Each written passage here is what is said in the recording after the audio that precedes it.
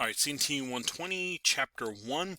We just finished talking about transport layer, and we're about to talk about how this data actually starts moving through the network. So before I do that, let me refresh our memory. This is really what we're going to start talking about now. Let me go back to this picture right here. We're actually going to start this process of like, well, how do I address this to send it through, the postal network and over here? How do I address my data to start moving it through the network? That's what we're going to look at. So let me get back to the picture we were on.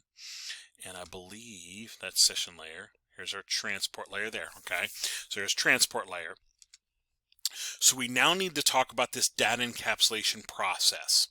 Data encapsulation process is just that. How do I format the data that will be read and understood and move through the network to the server or computer I'm trying to get it to? And this will be very similar to how I would address an envelope and mail it through the postal system to get to the other destination. So what happens first? I'm going to backtrack just a little bit. Up at my application layer, we had an HTTP request, if you will. I'm going to request a web page. Well, as that gets handed down to the presentation layer is going to make sure it's formatted, HTML, if you will, in the correct format that the receiving end will understand. Like, hey, I want to get your web page. And then the web page would get sent as HTML files, if you will. So we're going to get that formatted.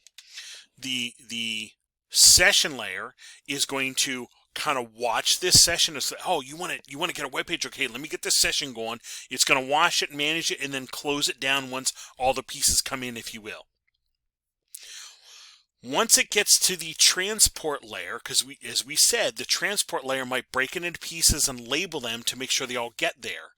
Well, to do that, it needs to put a little bit of information in front called a header. Address label. It's going to put a little label on, it's going to put a header on that says, hey, I'm piece 1 of 100, 2 of 100, 3 of 100. And that way, the receiving end gets them, all those pieces can get put back together and we get the web page or whatever we were trying to request. So this is going to add on a little TCP header, and that TCP header will indicate I'm looking for the web page. It'll use a port number to say I'm looking for a web page, or it's going to use a different port number if it's sending a file. It's going to use a different port number if it's sending an email.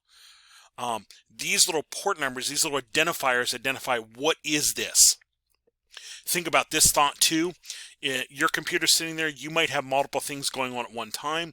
You have a web page open that you're browsing, you have email that you're opening and getting, you might even have a music stream on the side. Well, all those chunks of data coming into my computer needs to know this chunk goes to my browser, this chunk here goes to my email, this chunk goes to my audio stream. So these little TCP headers get read to know this is the chunk of the web page, this is a chunk of the email, and this is the chunk of the audio stream. That's what gets put in this little TCP header. So it knows what is this? What does this belong to? So we have data up here. Once it gets down to the transport layer, we add this little TCP header. We now start calling it a segment. This thing now is called a segment. Okay. So that's what's happened so far in the data encapsulation process. All right.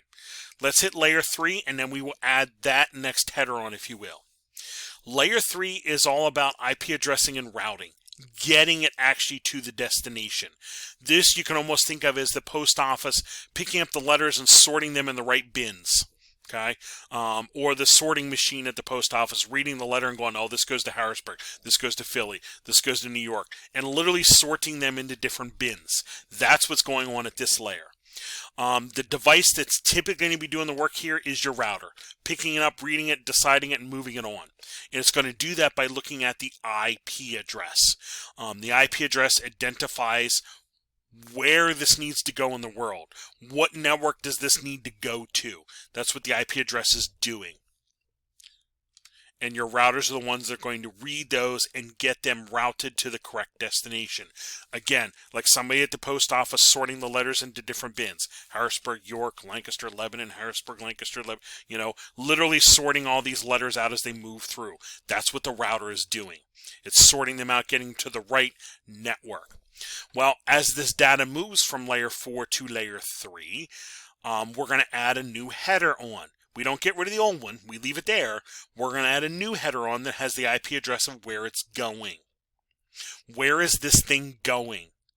And now routers can read that and make a decision to get it to the York campus of Hack as opposed to the Lebanon campus of Hack. That will now be the IP header that gets added on the front. You can almost think of that of adding another Lego block onto the front, okay, if you want to think of it that way.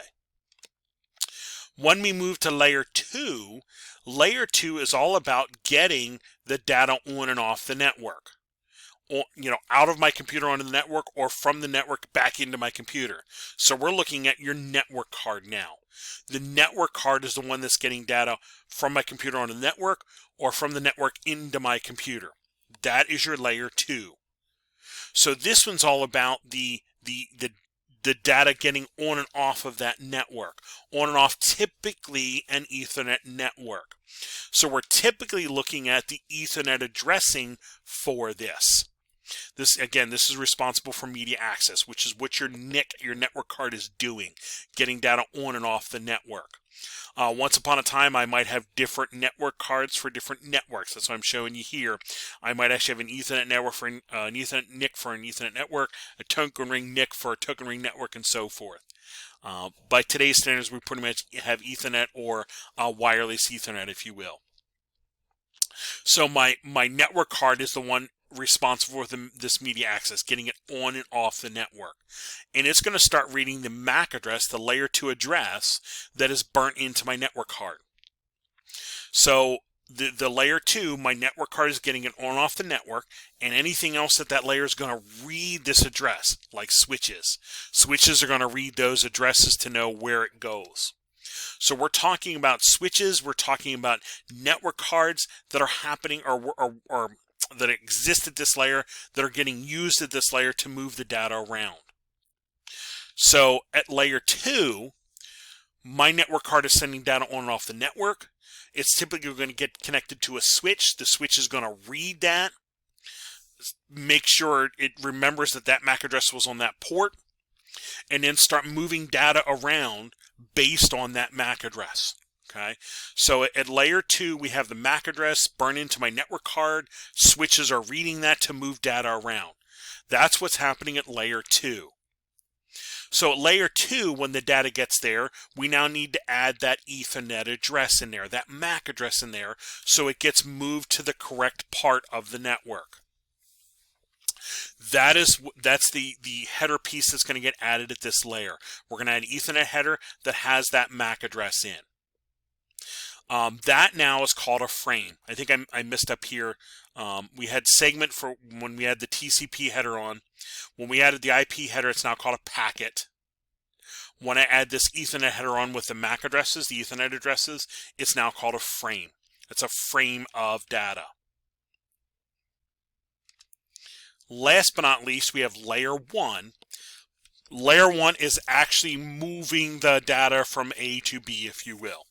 So layer 1 is now considered the link, the cable between my switch and my computer. That physical copper cable, the physical fiber optic cable between switches, or the wireless frequency that's getting used from my laptop to the access point.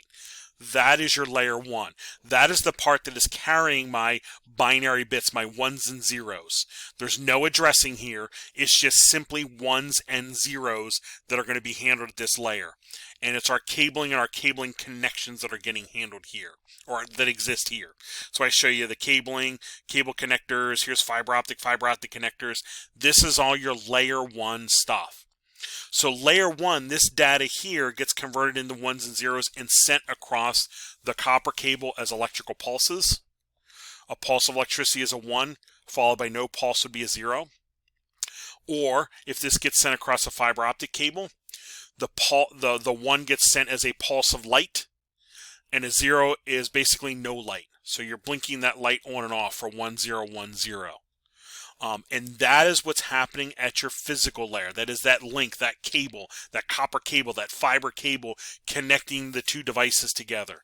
Or the radio frequency moving through the air from my wireless card to the wireless access point.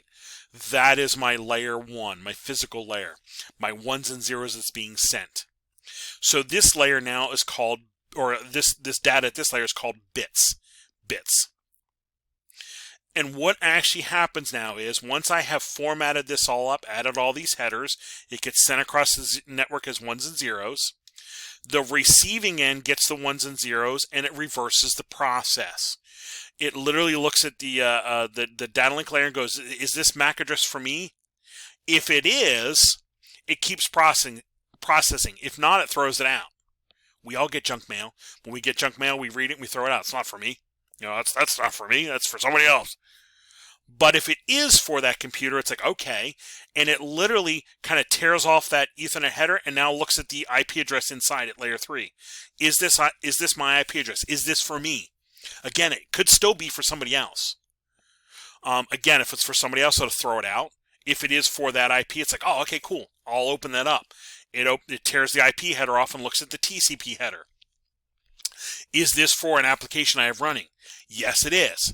Tears off the TCP header and starts sending it to either the email, the browser, or my music stream. It starts sending it to the correct application. It might decompress or anything it needs to, or decrypt if it needs to, and then it displays it in that application. So that process gets done exactly in reverse on the receiving end. So the sending end, we slowly pack it up. The receiving end, we start checking all these, and if they're correct, tear it off, read the next one. If it's correct, tear it off, read the next one. If it's correct, tear it off, and keep processing until it gets to the correct application on my computer. That is what's happening on the receiving end. So we encapsulate on the sending end across the network as ones and zeros, and we decapsulate on the receiving end, taking all those headers off in turn.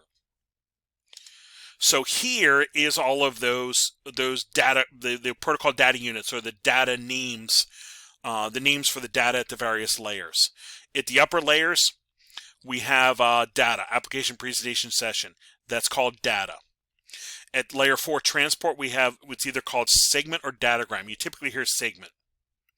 Layer 3 network, it's called a packet. Layer 2 data link layer, it's called a frame. Layer 1 at the physical layer, it's called a bit. So data, segment, packet, frame, bit. And here's a mnemonic to help you. Don't send Phil for Bill. Sorry, Phil. Don't send Phil for Bill. Data, segment, packet, frame, bit.